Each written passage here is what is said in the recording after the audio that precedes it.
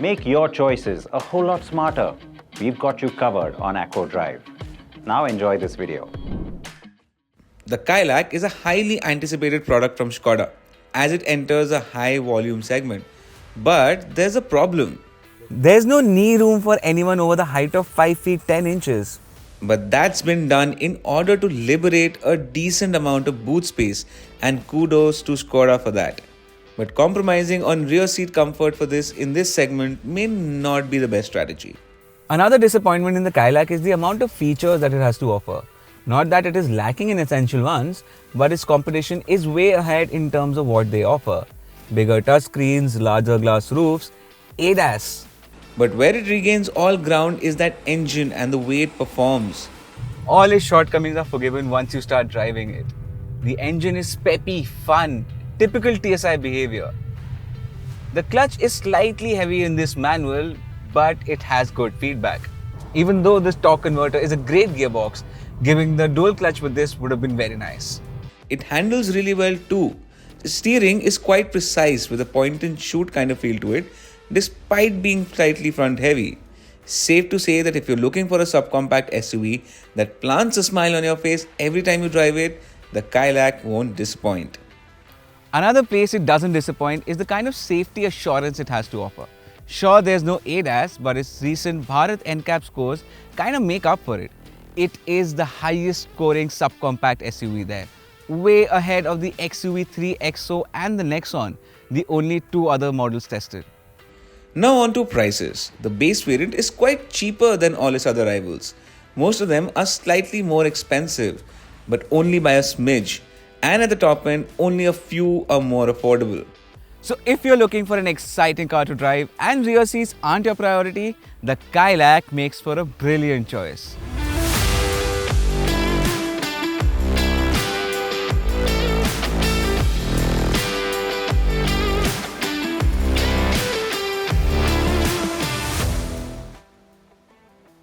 We drove the camouflage car last year and gave you a small glimpse of what it'll be.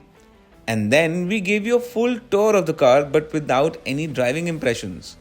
So it's only logical that we combine the two and bring you an extensive report on what the Kylaq is all about.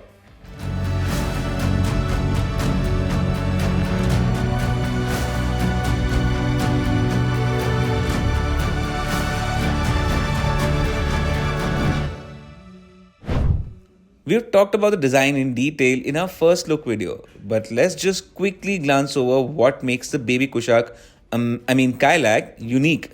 Overall, the Kylaq has an understated design to it. It's not in your face like the XUV3 XO or the Sonnet. Those 17-inch alloy wheels on the top end variant do look good. They fill up the wheel arches really well. It still has the face of the Kylaq though, but the headlamps have moved lower down and the DRLs are on the top. So slight differentiation there. You can't avoid the fact that it still looks like a hatchback on stilts. But to be honest, that isn't a deal breaker. Now looking at the rear, you won't be wrong to think that this is the next generation Fabia or the Polo, especially looking at the design of these small square tail lamps. And if you're wondering there is a connecting LED strip between the two tail lamps, well, it's just this black strip connecting these two.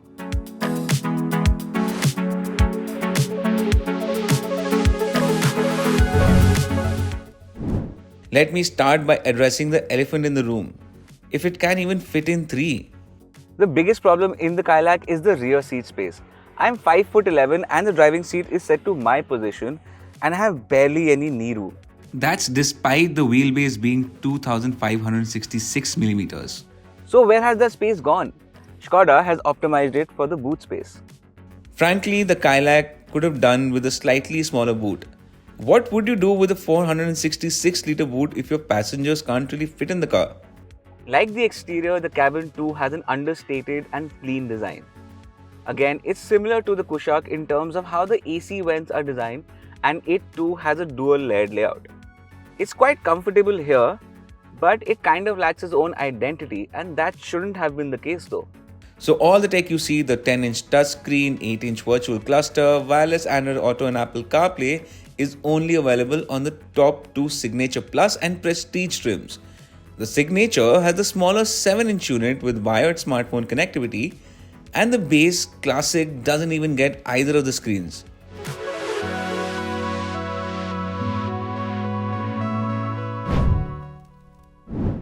While all that tech may not be standard on Kylaq, what is standard is the safety on offer.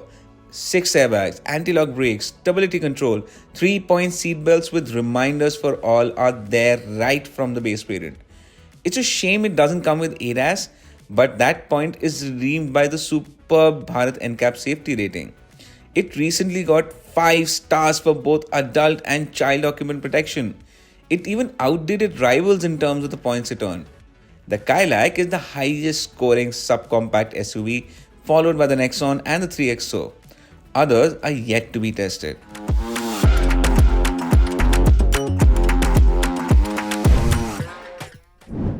The segment is quite hot right now. There are tons of options. You have the XUV 3XO, Nexon, Sonnet, the Venue, Brezza, and even the Syros.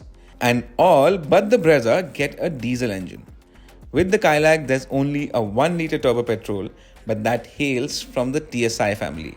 Another place the Kylaq redeems itself is how it drives. The engine is fun, then there's enough grunt for any overtakes you want to do. Even though the clutch is slightly heavy, it has good feedback. And this 6-speed manual gearbox is great. The shifts are precise. The 6-speed torque converter is a great gearbox. It's responsive and the shifts aren't as slow as you expect. But honestly, Skoda could have considered giving the Kylaq a dual clutch, mated to that sweet 1.5 TSI. That in the Kylaq would be a hoot to drive.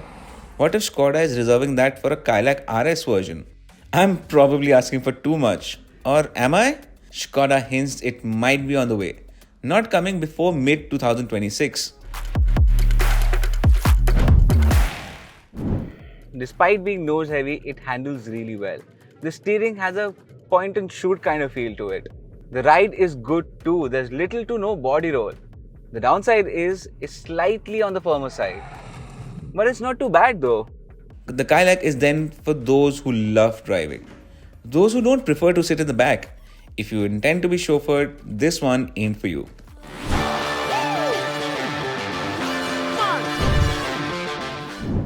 The Kylaq gets 4 trims that I've already told you before.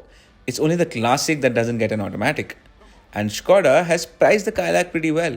The Classic variant is 5,000 rupees cheaper than its closest rival. But that's not the case at the top end. The Venue and the Brezza are more affordable by up to 88,000 rupees, but the Venue also gets ADAS. All the other rivals, the Nexon, the XUV 3XO and Sonnet are more expensive, up to 1,30,000 rupees. The segment is getting hot. There's so much demand here. So Skoda really needed to up its game entering the market this late. Currently, the wait time for the car is 2 months. So there's demand for the car, no doubt about it. But while we would tip our hats to the way it drives, there are a few areas where there is need for improvement.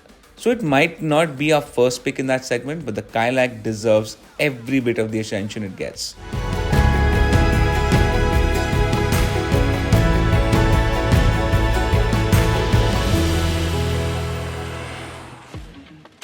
Everything car and everything bike.